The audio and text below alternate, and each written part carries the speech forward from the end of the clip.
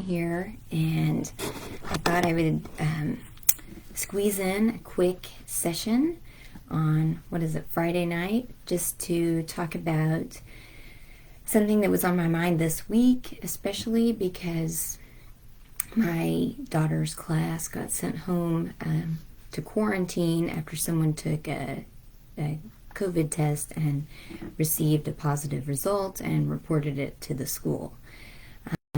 That person is fine.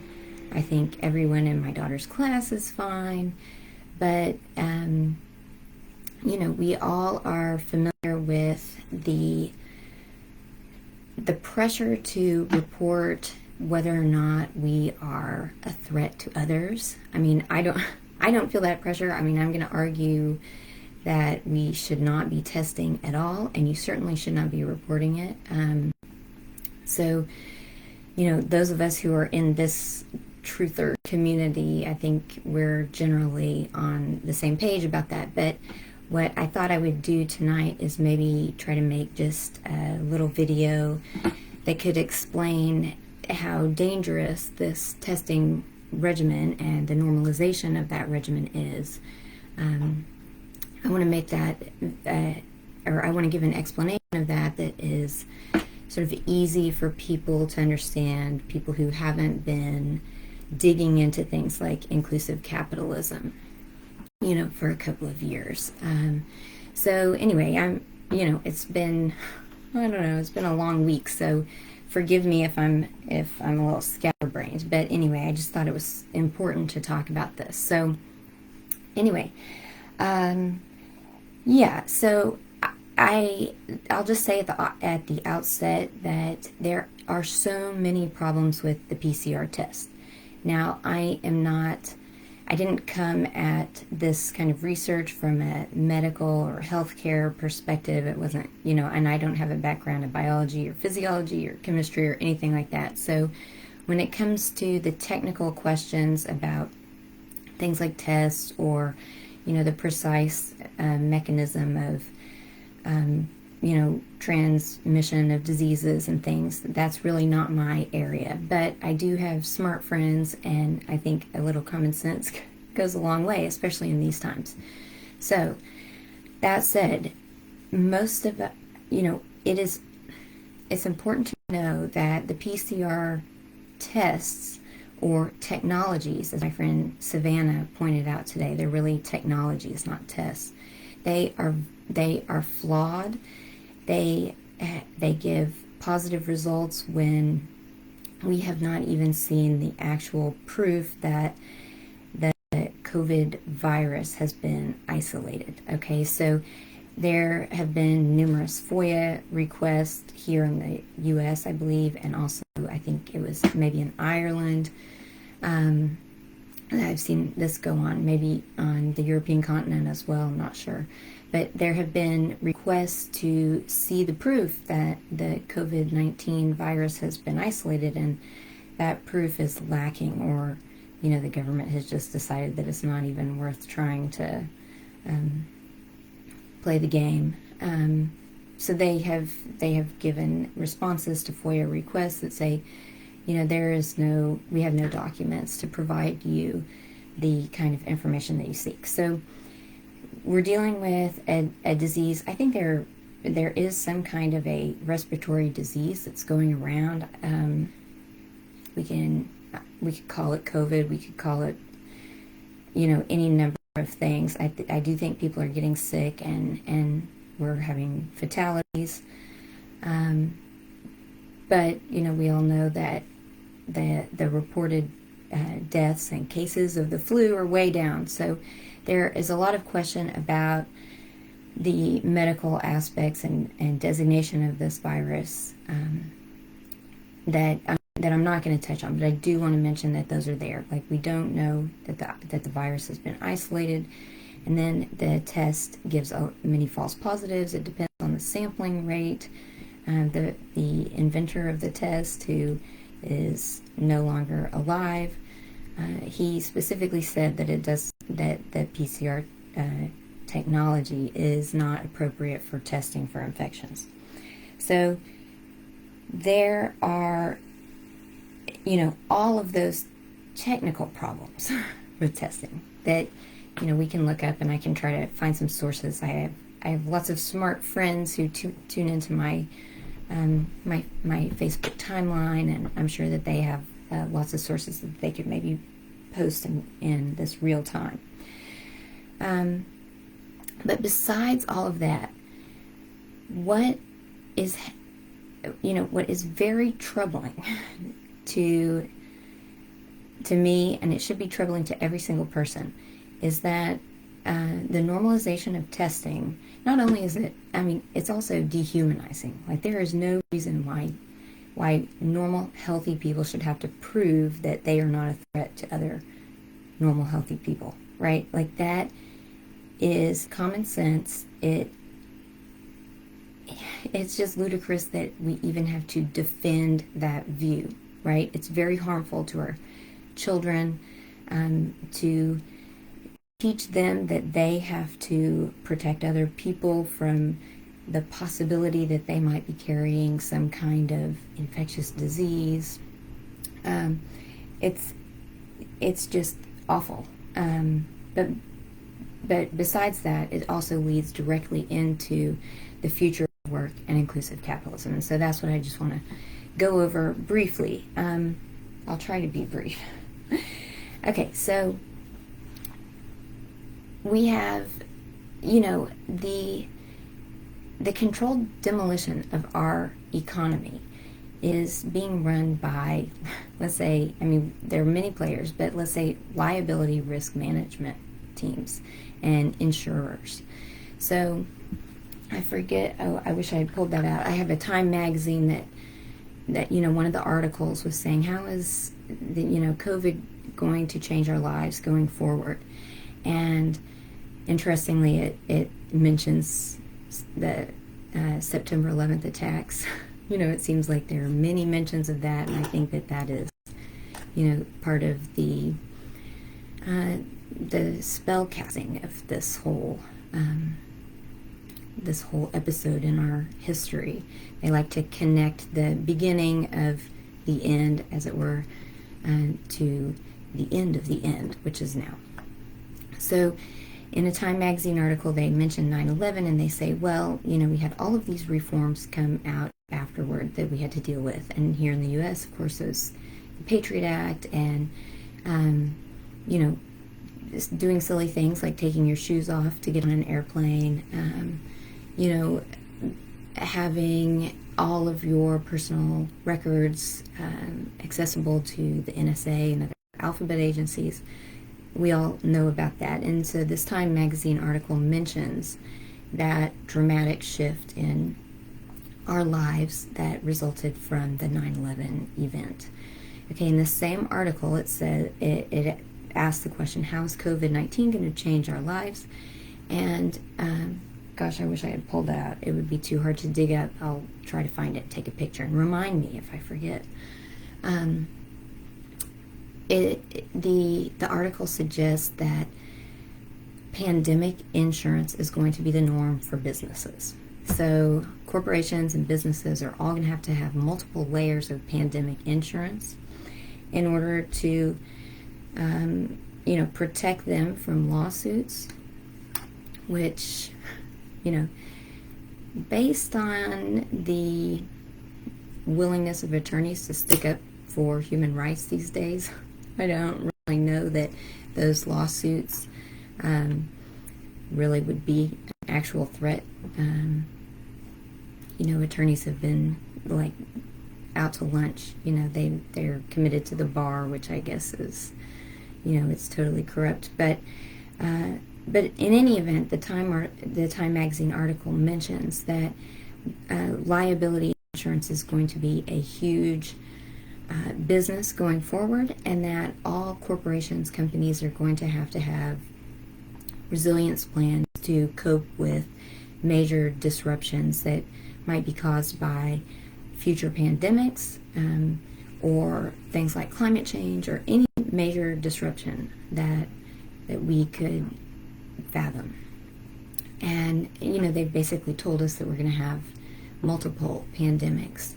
So this first round, I believe, is getting us used to the measures that are intended to be permanent, and those measures, things like testing children in schools twice a week, or maybe they're once a week. Teachers and staff are twice a week. Those are not going to go away. They're going to, be a permanent part of our life if we let it. So I think it's very important that we do not allow ourselves to slip into the normalization of testing of any sort. Right now it might be COVID, but who knows what other kinds of tests we might have to take, or it could be demonstrations of certain behaviors, healthy behaviors, or behaviors that fall in line with equity or social justice. We, as human beings, we should not allow ourselves to fall into that program of proving that we are worthy to participate in employment, or regular socializing, or recreation, or worship, or government, or public discourse, anything like that. So we have to just say no to those tests. Say no. Here's my policy: don't ask, don't tell. We should adopt that across the board, because these liability risk management companies are going to come in and put the pressure on schools, on small businesses, on medical offices, on corporate offices. They're going to say, unless you can demonstrate that you are watching out for everyone's health and safety, which is one of the pillars in our framework for inclusive capitalism, which I've started a little series of going over here. I'll show it to you.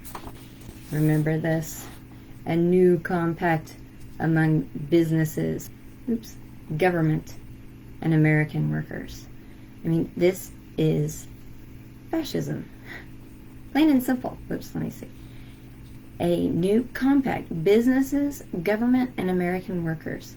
Notice that workers is, you can tell I'm tired, I can't figure this out. Workers is in the plural, so individuals are not who they have in mind here. You do not have an individual contract with the government. You have workers and P3s, public-private partnerships. That framework is supported by all of the big banks, big educational institutions, big real estate, so the Markle Foundation, the Mayor of Dallas, Brookings Institution, MIT Sloan School of Management. I could go on. Oh, Rockefeller, of course, Ford Foundation, USAID, and Inclusive Capital Partners,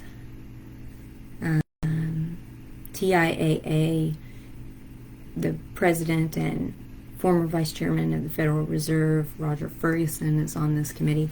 So these commissioners, they're big names, powerful people, and they are promoting this framework.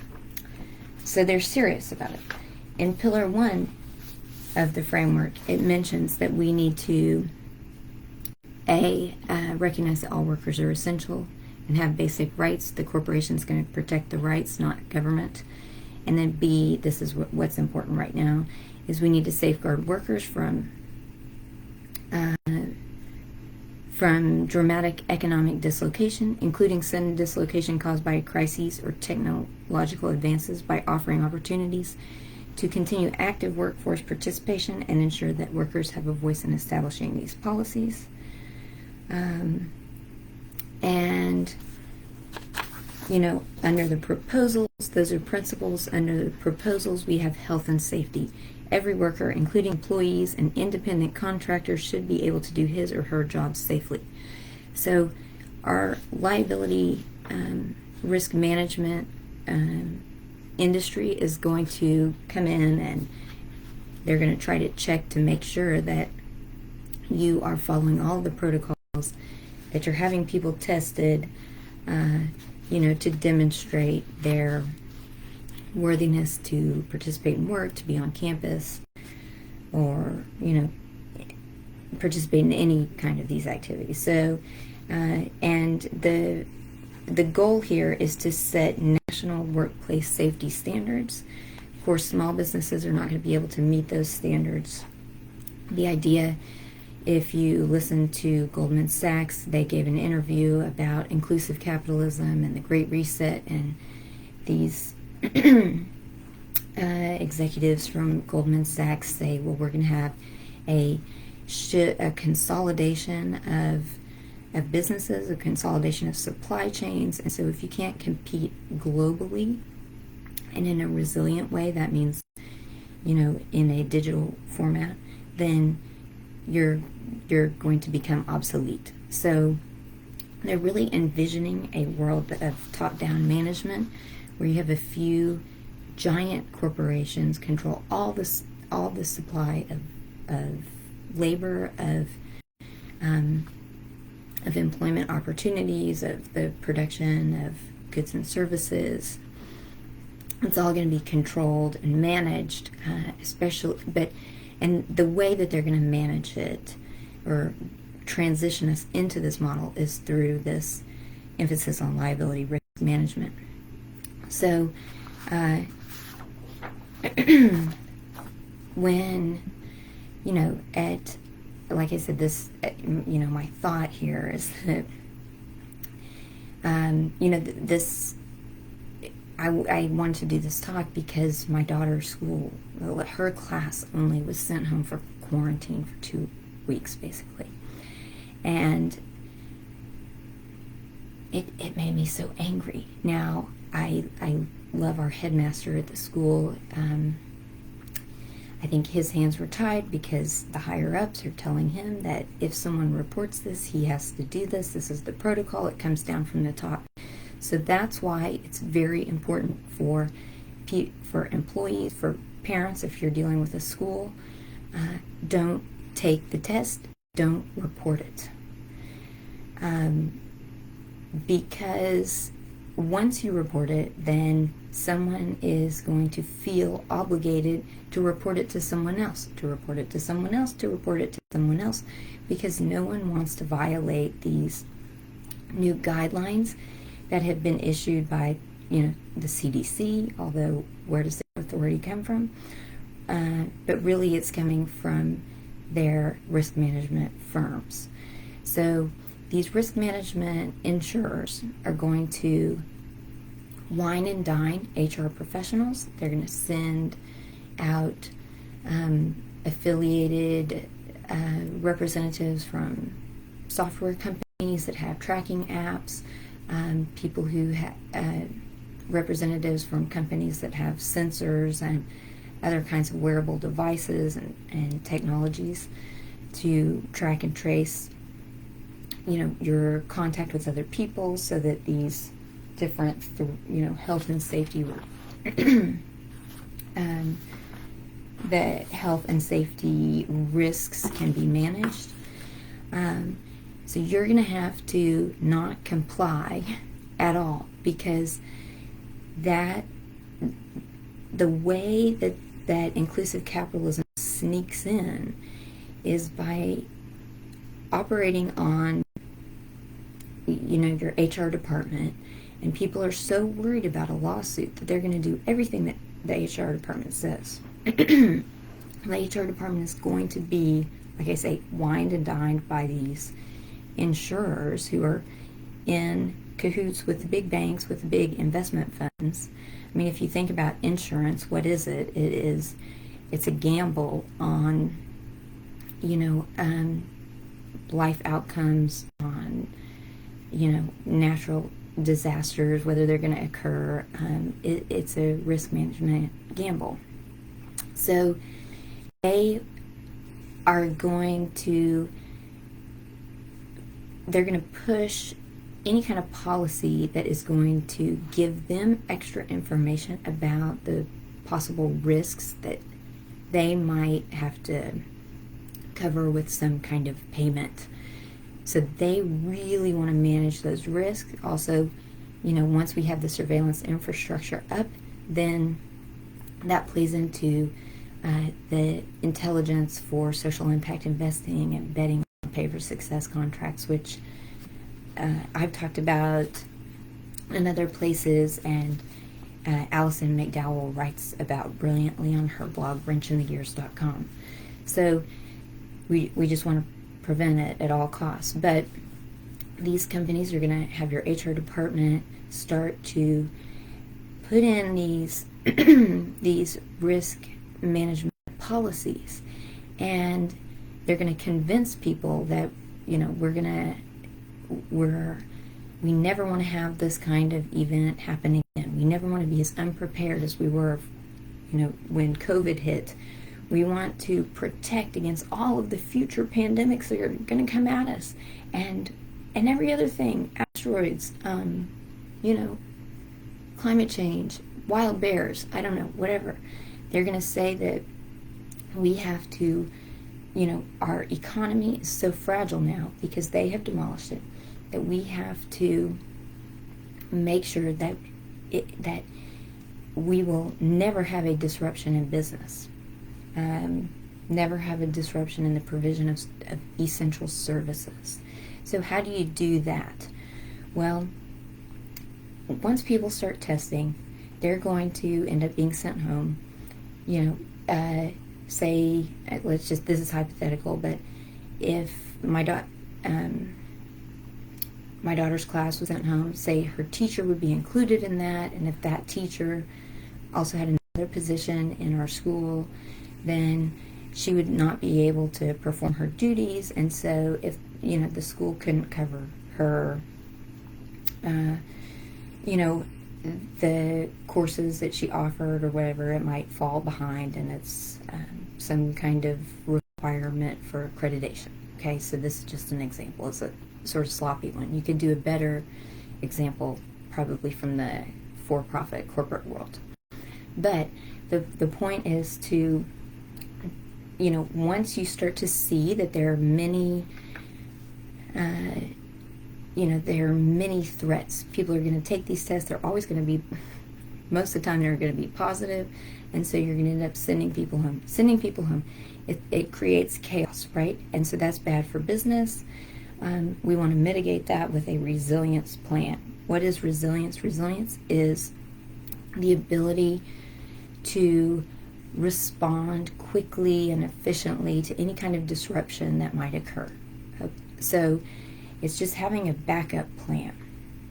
And what the backup plan is going to be for any and all positions, whether it's in a school, the nonprofit sector right now, government, or the corporate world, large businesses or small businesses, where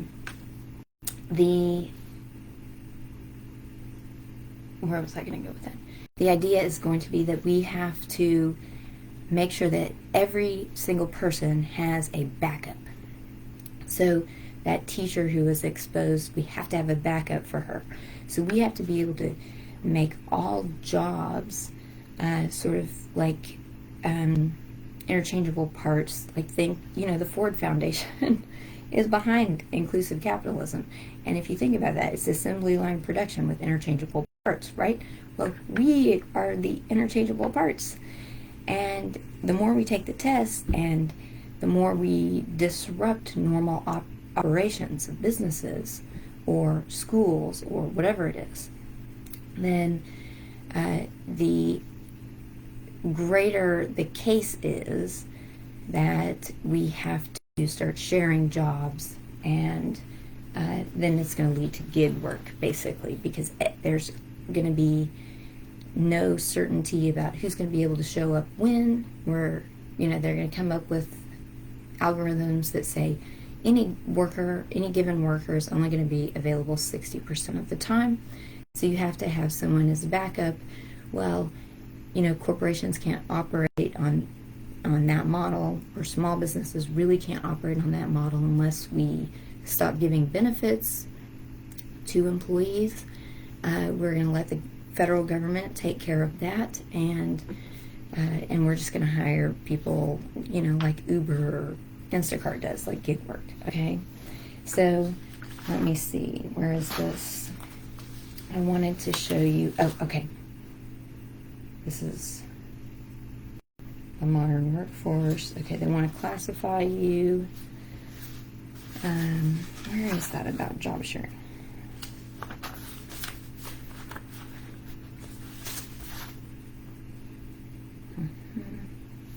Okay, I think it is.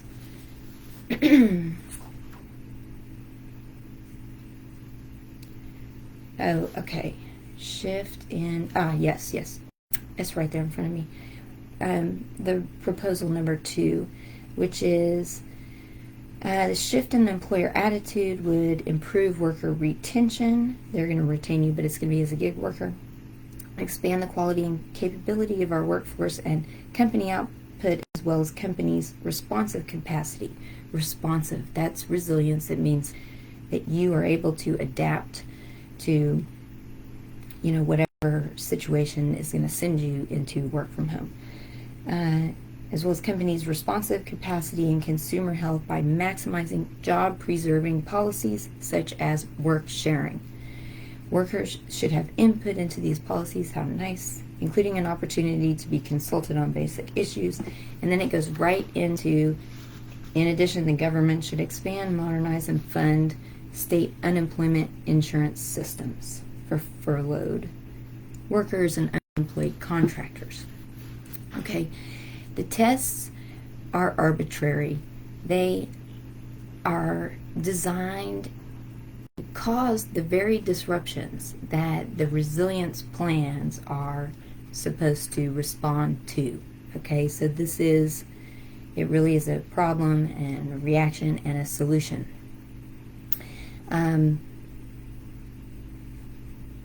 If you take those, then, and you report, then you're gonna be sent home. Like my daughter's class can be sent home. Now, I'm not working at a job outside of the home. I do this as a job. So I did not have to find childcare for my daughter who was arbitrarily sent home. But it does create chaos for people who it creates chaos in my house anyway, because we all need to have a plan for our lives. We all need to have some sort of a schedule to work on. But think if you have a single parent and they're counting on their child being at school, or, imagine if, and that child gets sent home arbitrarily, and what is the parent going to do? Are they going to quit their job? So it causes this chain reaction of unpredictability that's going to force more and more different sectors of our economy to implement resilience plans, which means going to job sharing, so that they can continue operations even if their employees are arbitrarily sent home, right? So at some point, I was just thinking this through, and knowing that the goal of this great reset is to have every person imprisoned in their own home and on a computer, and especially for children, they're supposed to be taking online education so that they can be tracked and traced for their whole life, skills tracking, and then they'll be molded and shaped into the appropriate component for the 4IR workforce, and that the children will be modified in real time, because the software that delivers their education is going to adapt to its understanding of their personalities, and especially it will compare that to the real-time needs of the workforce and the projected needs of the workforce, and deliver this kind of education or social engineering so that the needs of business and industry will be met most efficiently, right? That's the goal of the whole reset. It's to have everybody work from home, but really to get the kids. And so, I'm thinking about how do tests and resilience plans and schools lead to that end. And that the answer seems pretty obvious to me. It's the disruption and the chaos of our lives, right? You can't count on whether or not you can go to work. So your boss is always going to have to be planning for somebody to cover your shift because you're covering your daughter. And finally, what's going to happen? You're going to have parents who are totally frustrated and they say, I'm just giving up on school altogether. And that's not a bad idea if you're talking about public education these days. Public education is awful. Right now it's an awful situation. So pulling children out of school is not exactly a bad thing, but putting them on any kind of online program that's not a good alternative to the indoctrination that you're going to receive in the classroom at public schools. You cannot do web-based learning because it tracks and traces children for human capital profiling. So, and nobody really wants that. Children don't like sitting in front of a computer screen, but how are you going to get society to get to that point? Well, it's going to be through the chaos of sending people home arbitrarily. And once we get these passports, once we get blockchain digital identity, and once the Internet of Things is up and running, then, we haven't really been talking about contact tracing lately, but, that is there. That is the goal. So say my daughter's class was quarantined, so if you came in contact with me, even, for a few minutes, and it registered on our devices or something like this, then you're going to receive a notice that says, oh, you've got a quarantine for a couple of weeks. Now, the specifics don't exactly matter. They could tweak that, however they want, but it is arbitrary control and arbitrary disruption of our lives. It's then going to justify making every employee into, one of these interchangeable parts. So I would say, by all means, avoid the test. It's not nice to share with someone that you've had a positive test. It's not nice to share with someone that you've taken a test. Just don't do it. And then people, if you don't do it, and you don't report it, then that we could trace the ramifications of that, and we can say, oh, so many people's lives weren't disrupted. So anyway, I always say I'm going to be brief, and I'm not really, but I would just say any policy that causes a disruption that then has to be handled either by moving to a digital format, or automation, or job sharing and gig work, you have to avoid it, because that's what they want to do. They want to re-engineer the workforce. They want to control supply chains, especially of labor and of employment. And so you cannot give them the data. It's not nice, it's not cool, and it's going to lead to everyone's enslavement, especially once we have the full Internet of Things tracking and tracing all of our behavior. And you know what? It doesn't even have to track and trace all of our behavior accurately, because just like the tests, which probably, are good. Well, let me not go there, but just there is some question in the validity of these tests, right? And anyway, the validity of those tests is something that is really beyond, layman's, like the layperson's capacity to verify for his or herself. So, like, it would be difficult for me to, go and demand a report or something that I could look at and say, oh, well, this value of this enzyme or something is off. That's beyond my capacity. So when those kinds of criteria are being used for determining, which course of action you should take, then we're in trouble, because we cannot offer criticism, we cannot verify that it's been done accurately or well.